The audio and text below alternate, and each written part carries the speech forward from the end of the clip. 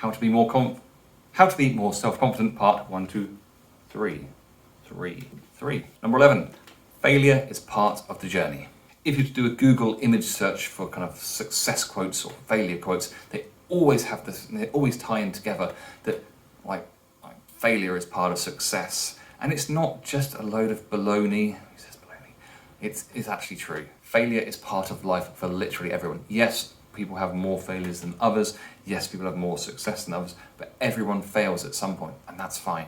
Do you remember doing exams at school? Like the number one way for people to be prepared for exams was to be given old exam papers. They'd kind of bring them out and say, yeah, this is the paper from 1997, and they'd always be a little bit dodgy, kind of casually racist in places, well, at least at my school, a bit weird. And you do an exam paper and you'd get like 12% on it and you didn't know how to do it, but then you'd look at the questions and go, right, there's probably going to be a question like that. How do I answer that type of question? And then you learn how to answer that type of question. And then on the next exam paper, you get 54%. And you just keep getting better. So this failure actually teaches you, it actually causes learning, and then eventually it comes to success. And if you were to fail the exam, then you can retake it. When I did my statistics exam in 2001, oh God, I'm old. I got a D, didn't do very well. And then I retook it 6 months later, got an A.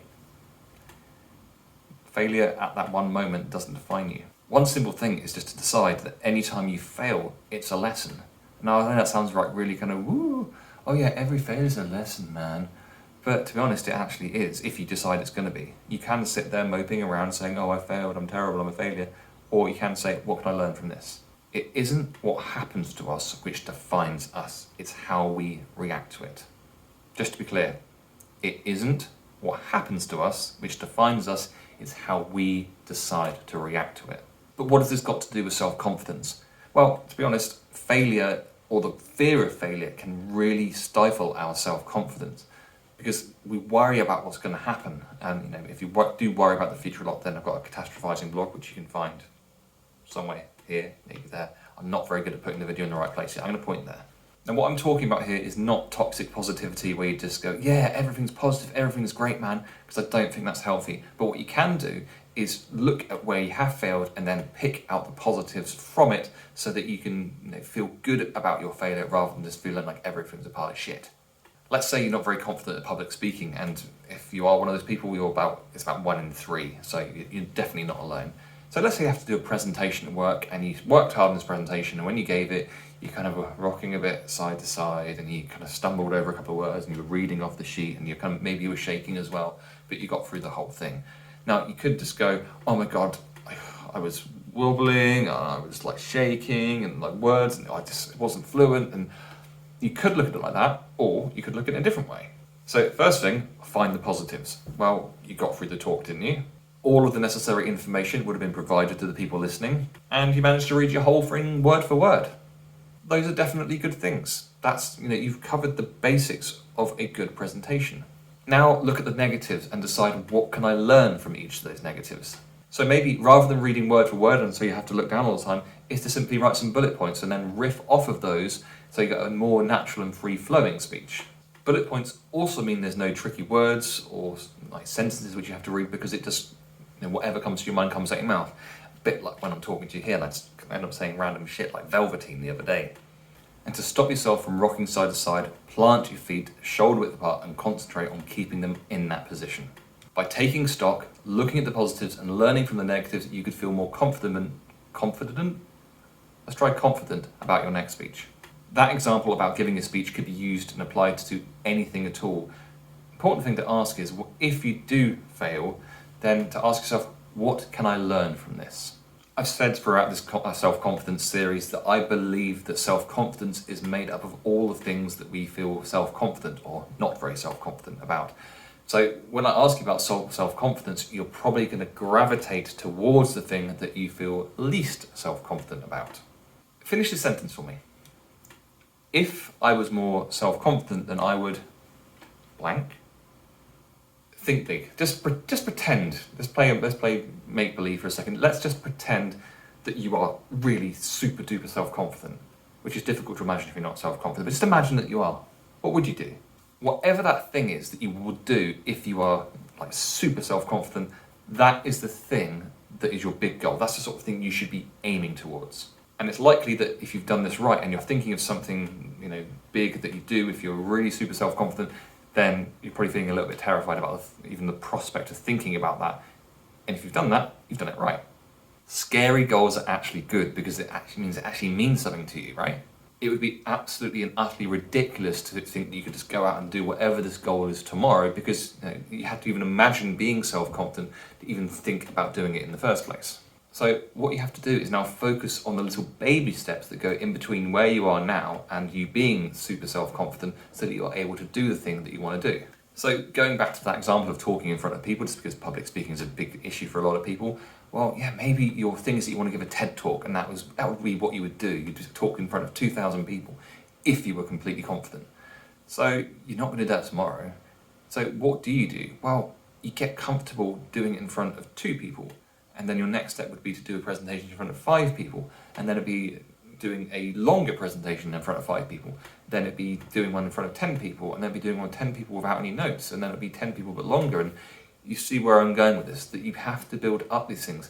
And if we go back to the very first thing in the self-confidence part 1, is that you have to take the action to get the confidence. You can't do it the other way around. So you can build your confidence up by doing some lesser than things, but you earn the confidence by doing, as we said in part 1. 13, visualize success. Now this is the sort of thing that's going to sound really super fluffy if you're not into kind of meditation and mindfulness and that sort of thing. But it's something that really, really can work. So you've got this idea of this big goal in your mind. What if you just sat quietly sometime and just pictured yourself doing this thing? What is the worst possible thing that could happen if you were to do that? Maybe you realise it's not actually quite so much of a thing. Maybe you foresee an obstacle, and then you now have a way of kind of working out how you're going to get around that. But actually going through and visualising yourself doing something and succeeding at it can help yourself get towards that goal quicker. If you're interested, then you can listen to a progressive muscle relaxation. I'll try and link the video here. If not, the link will be in the comments. And that's 30 minutes of relaxation followed by putting yourself through a scenario of you imagining yourself in a situation that you'd like to achieve. 14, smiling.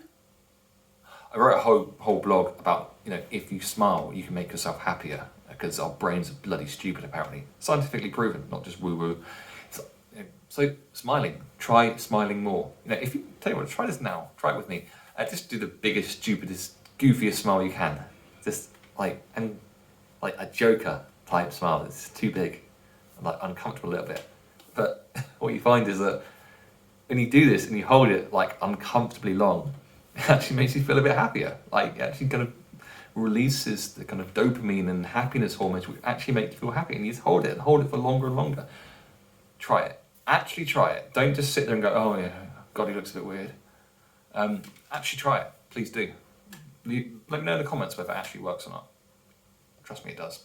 No self-confidence or self-improvement series or blog would be complete without someone mentioning exercise. And exercise is really good for self-confidence. Exercise in general releases all of the feel-good hormones that you'd want to have released to make you feel good about yourself. And self-confidence is kind of all about feeling good about yourself. Now, I think what's important with exercise is to find something that you actually enjoy doing. If you hate getting up early and going for a run in the rain, don't take up running.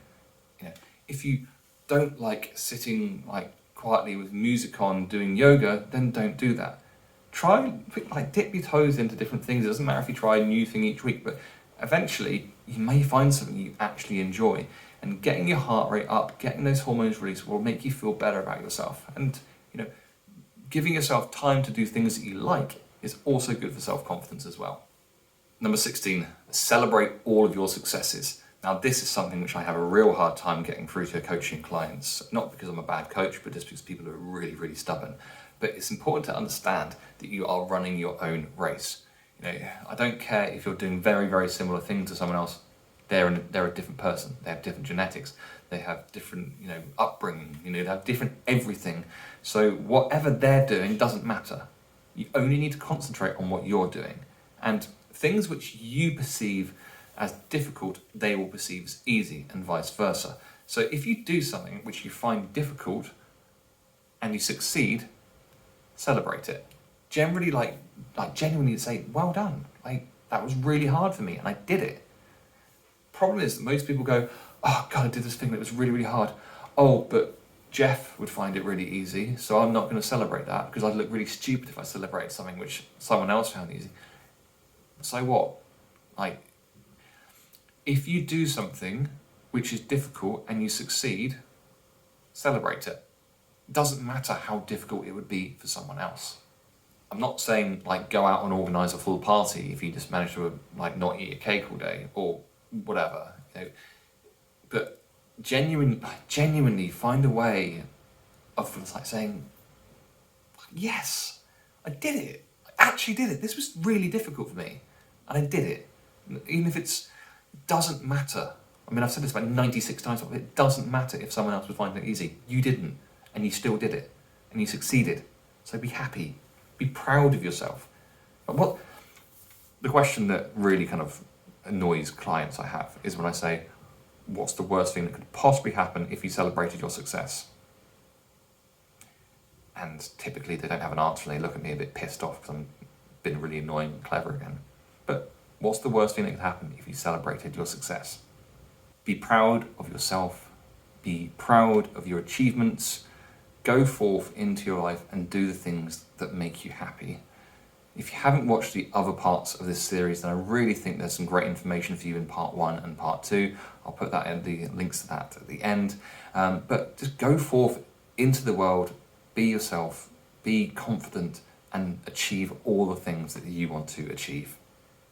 I genuinely hope throughout this 3-part series, if you've watched all of them or listened to all of them, that you've picked up some useful information and you've started doing some work to become more confident. Now, if you're making some progress or maybe you've hit a stumbling block or something and you want some help with that, then you can work directly with me one-on-one. I do work as a self-confidence coach. I'll put a link to finding out more information about that in the comments or in the description below, and look forward to hearing from you. If not, then I really hope you've liked this video. Please click like, please subscribe to the channel for more personal development information and me kind of being a little bit preachy, and I'll catch you for another video soon.